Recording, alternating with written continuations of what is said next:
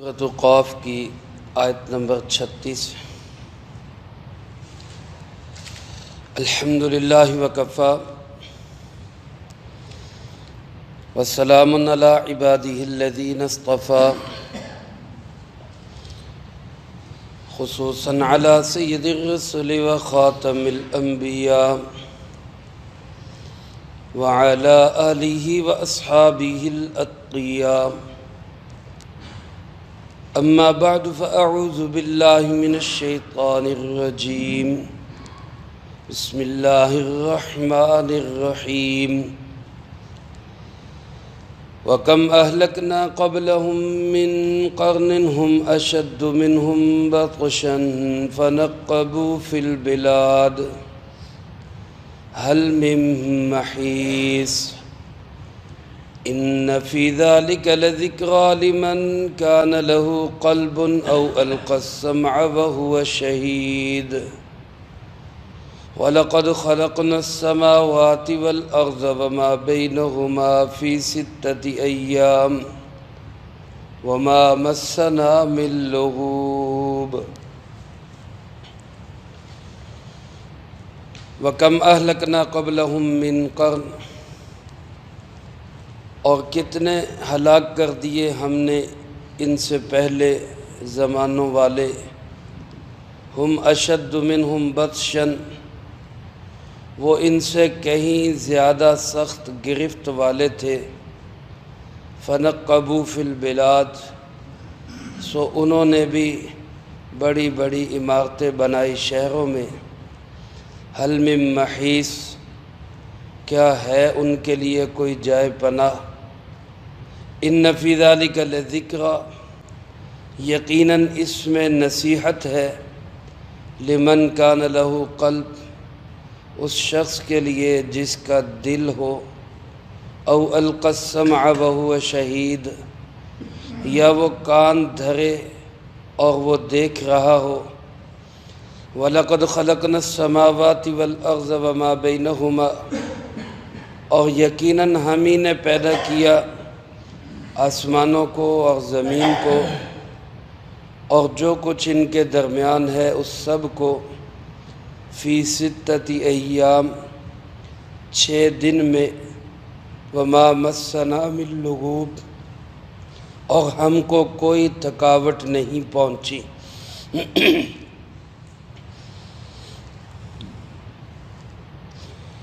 اس سے پہلی آیات مبارکہ میں اللہ رب العالمین نے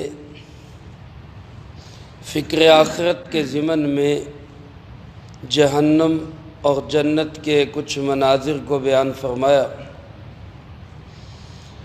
اس سورۃ مبارکہ کا مرکزی موضوع اور مضمون وہ فکر آخرت ہے، لیکن ہوتا یہ ہے کہ انسان دنیا میں لگ کر آخرت کو بھول جاتا ہے۔ یہ دنیا کی زندگی، سامنے کا نفع، فوری طور پر نتیجہ، یا کامیابی یا ناکامی، یہ انسان کو ایسا الجھا دیتی ہے کہ حقیقی کامیابی اور ناکامی کو انسان بھول جاتا ہے۔ اس لیے اللہ پاک نے پہلی قوموں کے انجام کی طرف اشارہ کیا کہ ذرا اس کو بھی ذہن میں رکھو۔ کم اہلکنا قبلہم من قرن، ہم نے ان سے پہلے کتنے زمانوں والے تھے جن کا راج تھا، جن کا زمانہ تھا، جن کو دیکھ کر دنیا چلتی تھی، ہم نے ان کو برباد کر دیا۔ کتنے وہ لوگ تھے، اور اللہ پاک فرماتے ہم اشد منہم بطشاً، وہ ان سے بھی کہیں زیادہ پکڑ اور گرفت والے تھے۔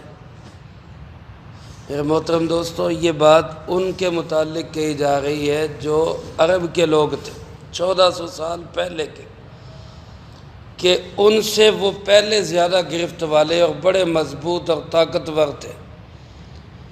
ان عربوں کے متعلق تو اللہ پاک نے ارشاد فرمایا سورۃ سبا کے اندر کہ وَمَا بَلَغُوا مِعْشَارَ مَا آتَيْنَاهُمْ، کہ جو قوت، طاقت، صلاحیت ہم نے پہلوں کو دی تھی، یہ عرب کے لوگ تو اس کے 1000ویں حصے کو بھی نہیں پہنچے، وہ ان سے کہیں زیادہ مضبوط لوگ تھے۔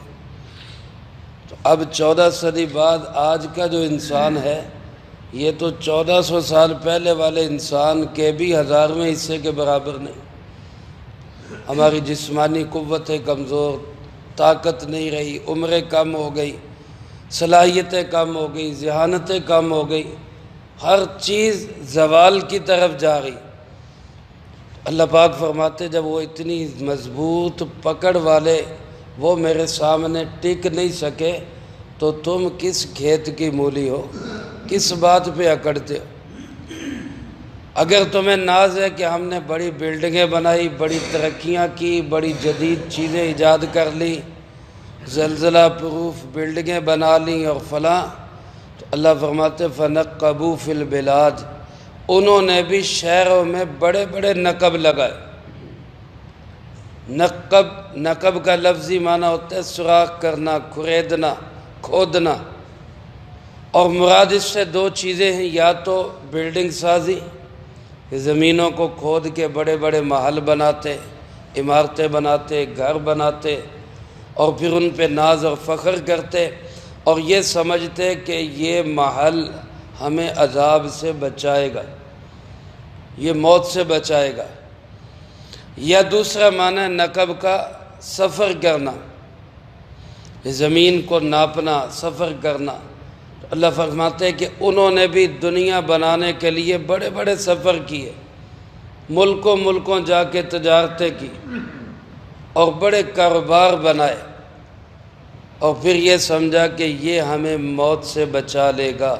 اللہ فرماتے ہیں ہم سے پوچھتے ہیں حل من محیص، بتاؤ کوئی جائے پناہ ملی ان کو، کہیں بچ سکے یہ لوگ؟ کوئی تجارت، کوئی محل، کوئی روپیہ، کوئی پیسہ، کوئی چاندی، کوئی سونا، کوئی ملک، کوئی فوج، کوئی چیز ان کو بچا سکی؟ جب اللہ کی نافرمانی پہ آئے تو پھر اللہ کے سامنے یہ لوگ ٹک نہیں سکے۔ اللہ پاک فرماتے ان فی ذلک لذکریٰ، اس میں بڑی نصیحت ہے، اس میں بڑی یاد دہانی ہے، بڑا سبق ہے اس کے اندر۔ لیکن یہ سبق حاصل کون کرے گا؟ فرمایا لمن کان لہو قلب، جس کے پاس دل تو ہو۔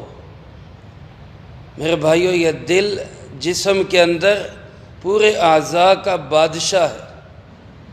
رسول اللہ صلی اللہ علیہ وسلم نے ارشاد فرمایا الا ان فی الجسد مضغہ اذا صلحت صلح الجسد کلہ وَإِذَا فَسَدَتْ فَسَدَ الْجَسَدُ كُلُّهُ، فرمایا غور سے سنو، جسم کے اندر گوشت کا ایک ایسا لوتھڑا ہے کہ جب وہ درست ہو جاتا ہے تو پورا جسم درست ہو جاتا ہے، اور جب وہ خراب ہو جاتا ہے تو پھر پورا جسم خراب ہو جاتا ہے۔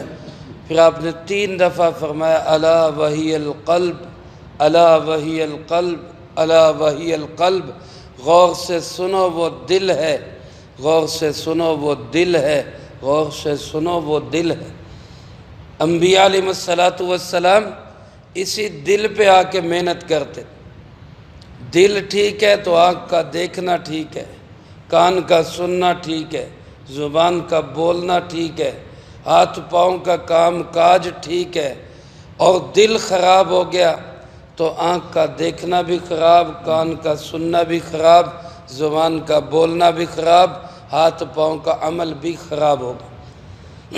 اس لیے میرے عزیز دوستو، آخرت کے اندر جب عذاب ہوگا، اللہ ہم سب کو اپنی پناہ میں رکھے، تو جن کو عذاب ہوگا ان کے متعلق اللہ فرماتے یہ آگ جو ہوگی تطلع علی الافئدہ، یہ ڈائریکٹ دل پہ اثر کرے گی۔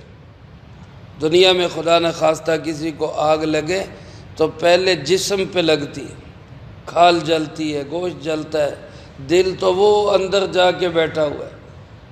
لیکن آخرت کی آگ ایسی آگ ہوگی جو پہلے دل کو جلائے گی، تطلع علی الافئدہ، کیونکہ یہ مرکز ہے اللہ کی محبت کا مرکز بھی یہی ہے اور اللہ کے غیر کی محبت کا مرکز بھی یہی ہے۔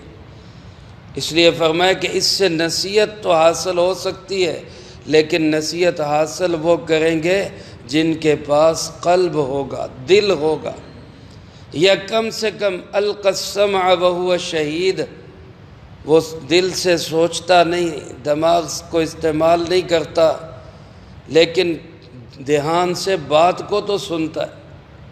او القى السمع، کان تو لگاتا ہے۔ میرے بھائیوں، ہدایت کا ذریعہ جو ہے، راستے جو ہے، ان میں سب سے پہلا راستہ کان ہے، دوسرے نمبر پہ آنکھ ہے۔ وہ شہید، وہ دیکھ رہا ہو۔ بندہ کان سے سنے، دین کی بات کو سنے، اللہ کی بات کو سنے، رسول اللہ صلی اللہ علیہ وسلم کے فرامین کو سنے، تو کان کے راستے سے اس کا صحیح یقین دل میں اترے گا، اور آنکھ سے دیکھے تو دیکھنے سے یقین دل میں اترے گا۔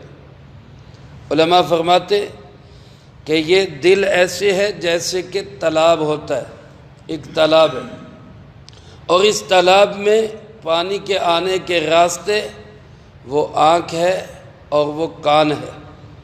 یہ راستے ہیں جہاں سے اس تالاب کے اندر پانی آتا ہے۔ اب اگر بندہ ان راستوں کو پاک رکھے گا تو دل کے اندر بھی پاک پانی جمع ہوگا، اور اگر ان راستوں کو خراب کرے گا، ان سے غلط چیزیں دیکھے گا، غلط سنے گا، تو دل میں جمع ہونے والے پانی بھی وہ کیا ہوگا؟ وہ خراب ہی ہوگا۔ اس لیے ہمیں اپنی آنکھوں کو، اپنے کانوں کو، اپنے دل دماغ کو پاک رکھنے کی ضرورت ہے۔ اللہ پاک فرماتے ہیں کہ اسی کو اس سے نصیحت حاصل ہوگی جو ان اعضاء کو صحیح استعمال کرے۔ فرمایا ہماری قدرت دیکھو، وَلَقَدْ خَلَقْنَا السَّمَاوَاتِ وَالْأَرْضَ فِي سِتَّةِ أَيَّامٍ، ہم نے آسمانوں کو بھی اور زمین کو بھی، ہم نے اور ان کے درمیان وَمَا بَيْنَهُمَا، جو کچھ ان کے درمیان ہے، اس سب کو فی ستۃ ایام، 6 دن کے اندر بنا۔ 6 دنوں میں اللہ پاک نے ساری کائنات بنائی۔ میرے بھائیوں، اس میں بھی ہمارے لیے سبق ہے کہ اللہ تو چاہتا تو پلک جھپکنے میں سب کچھ بنا سکتا۔ اذا اراد اللہ شیئا ان یقول له کن فیکون، اللہ جب کسی کام کا ارادہ کر لے تو اللہ کہتے ہیں ہو جا، وہ ہو جاتا ہے، لمحہ نہیں لگتا، لمحے کا 1000واں حصہ بھی نہیں لگتا۔ اللہ کے ارادے کا نام ہی وجود ہے۔ لیکن اللہ پاک نے بھی اس کائنات کو بنانے میں کتنے دن لگائے؟ 6 دن۔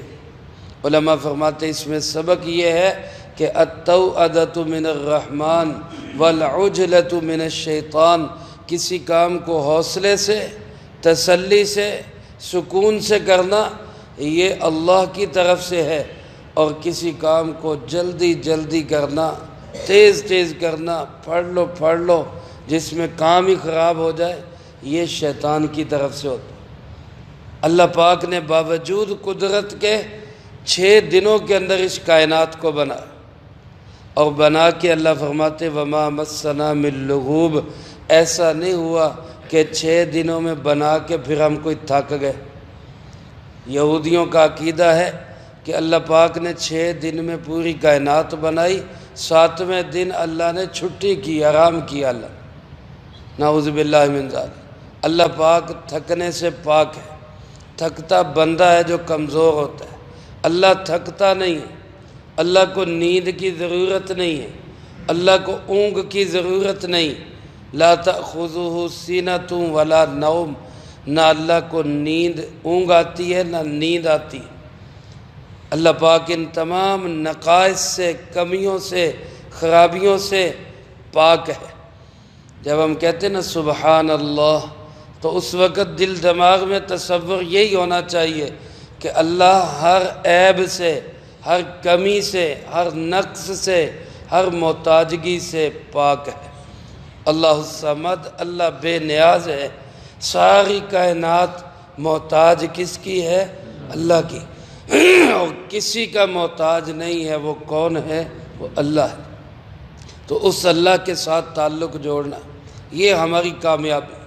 اس دنیا میں بھی ہمیں اس لیے بھیجا گیا ہے ہم اس اللہ سے تعلق جوڑیں، اور اللہ سے تعلق جوڑنے کا راستہ وہ جناب محمد کریم صلی اللہ علیہ وسلم کی زندگی. اللہ سے ملاتے ہیں سنت کے راستے، نقش نبی ہیں اللہ کے محبوب کے قدم کے نقش، آپ کے پیچھے پیچھے چلنا یہ اللہ سے ملاتے. اللہ سے ملانے کے راستے سنت کے راستے، نماز کی پابندی. جتنا ہم سنت کی زندگی کو زندگیوں میں لائیں گے، نماز کو زندگیوں میں لائیں گے، اتنا ہمارا اللہ سے تعلق بنے گا. اللہ مجھے آپ کو سب کو نصیب فرمائے، اور جو کہا سنا اس کو زندگی میں لا کے دوسروں تک پہنچانے کی توفیق عطا فرمائے. جس طرح ہم خود اللہ کے دربار میں روزانہ صبح حاضر ہوتے ہیں، ہم کوشش کیا کریں ہمارے دوسرے مسلمان بھائی وہ بھی مسجد میں آیا کریں، نماز میں آیا کریں. اللہ ہم سب کو اس محنت کی بھی توفیق نصیب فرمائے. اللہم انت السلام ومنک السلام تبارکت ربنا وتعالیت یا ذا الجلال والاکرام. اللہم اعنا علی ذکرک وشکرک وحسن عبادتک. اللہم احسن عاقبتنا فی الامور کلها وأجرنا من خزي الدنيا وعذاب الآخرة. اللهم واقية كواقية الوليد. اللهم استر عوراتنا وآمن روعاتنا. اللهم إنا نجعلك في نحورهم ونعوذ بك من شرورهم. اللهم اكفنا بحلالك عن حرامك وأغننا بفضلك عمن سواك. اللهم اكفنا كل مهم من حيث شئت ومن أين شئت. رب اغفر وارحم وأنت خير الراحمين. رب ارحمهما كما ربياني صغيرا. اللهم ربنا تقبل منا إنك أنت السميع العليم وتب علينا إنك أنت التواب الرحيم.